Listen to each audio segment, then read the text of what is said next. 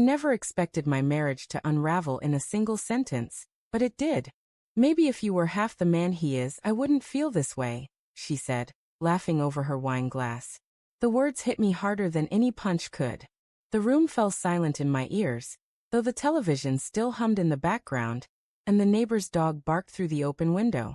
My wife sat across from me at our small dining table, the one we had chosen together in the first year of marriage, now cluttered with dishes she hadn't bothered to clear. She looked at me not with love, but with mockery. I forced myself to swallow. "What did you just say?" Her smile faltered, but only for a second. Then she shrugged, swirling her wine. "Don't act like you didn't hear me, Daniel. You've been comfortable, predictable, boring. Maybe I need someone who makes me feel alive again." Alive. The word echoed through my head like the toll of a funeral bell. I should have seen the signs earlier. The late nights at the office that didn't match her company's hours. The new dresses and perfume she claimed were just for herself. The way her phone was always flipped face down on the table, notifications silenced. I had noticed, but each time I convinced myself it was nothing. Marriage requires trust, I told myself. Love is about faith, not suspicion. But now her words stripped away every excuse I had carefully built. "Who is he?" I asked, my voice lower than I intended. Her eyes narrowed, defensive. "Don't start this. It doesn't matter who he is. It matters to me." She set her glass down with a sharp clink. "Fine. His name's Aaron. He listens. He knows how to make me laugh. He doesn't just exist in the same house like a ghost." I felt my chest tighten, air refusing to fill my lungs. For years, I had worked quietly, long hours, double shifts, making sure she had everything she wanted.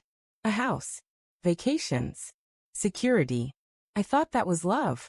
Apparently, she thought it was absence. "You've been cheating," I whispered, the word tasting like poison. "Don't be dramatic," she snapped. "It just happened. And honestly, maybe you should thank me. At least I'm being honest now instead of pretending." That night I barely slept. I stared at the ceiling while she turned away from me in bed, her breathing steady, as though betrayal were a minor inconvenience rather than a wound she had carved into me. Memories ran through my mind. Our wedding vows, the night we danced barefoot in the kitchen, her tears of joy when I surprised her with the keys to this very house. Had all of it been a lie, or had she simply outgrown me like an old coat? I went into the garage and sat in silence. Among my tools and the smell of oil, I finally allowed myself to break. My hands trembled as I pressed them to my face, tears soaking into my palms. Yet beneath the grief, something else stirred. A resolve, cold and sharp. If she thought I was weak, invisible, replaceable, she was about to learn who I truly was. The next evening, I set the stage. I cooked dinner, her favorite, pasta with garlic butter sauce. I lit candles. I poured her wine, just as I had in better years. She looked suspicious, but she didn't protest. We ate in silence until I finally said, "I've been thinking about what you said." Her fork paused midair. "About what?" "About being half the man. About Aaron." Her lips curled slightly, almost smug. "At least you're not denying it anymore." I leaned forward, my voice calm. "No, I'm not denying it. But I want you to understand something. You think you know me, but you don't. You think I'm just this predictable man who fades into the background. You think you're the one holding the power here. But you've underestimated me." Her eyes flickered, uncertainty breaking through her confidence.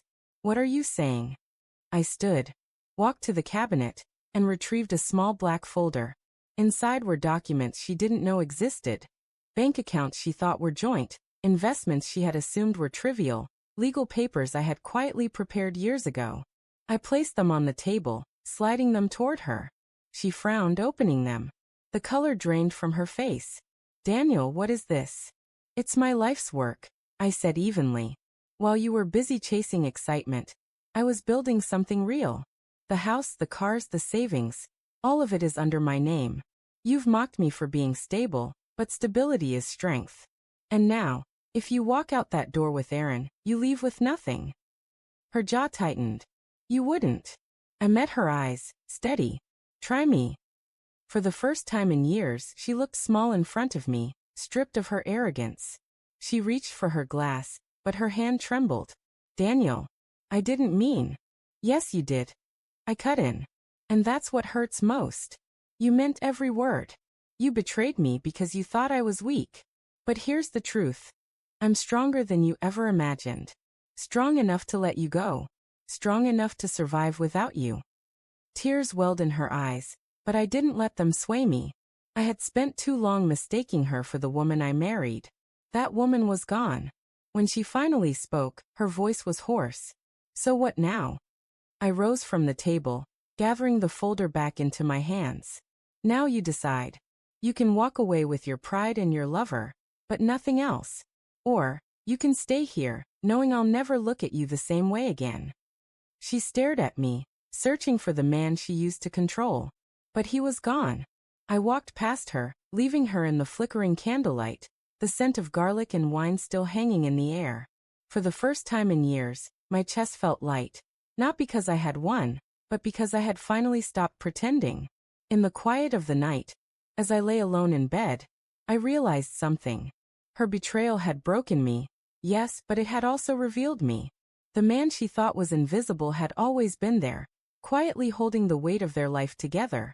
She mocked me, thinking she'd uncovered weakness. Instead, she uncovered my strength. And I knew with absolute certainty that I would never be the same again.